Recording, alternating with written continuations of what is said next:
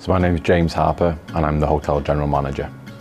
The apprenticeship scheme is great for us because it lets people work whilst they're learning, which obviously develops their skills and develops them within our team as well, whilst obviously gaining qualifications and experience in that. The relationship with ourselves and business at Lletygarwch Menai is really, really positive. At the moment, we've currently got 10 people on, with potential 4 going on again this year. And that's been 2 ways for the past 5 years, and it's always been really positive with ourselves and when and whoever else is coming through.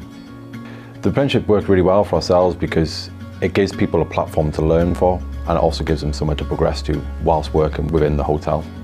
So we've been working together now with business at Lletygarwch Menai for about 5 years, and during that time we probably put in triple figures of apprenticeships who have passed and obviously continued with the business. Our retention is quite high as well with those that have been on the apprenticeship scheme, which is obviously positive for us as a business. So the range of apprenticeship that we've delivered here is quite vast. We've managed to cover every department that we have within the hotel, so that's the kitchen-led, housekeeping-led, front-of-house-led, reception-based.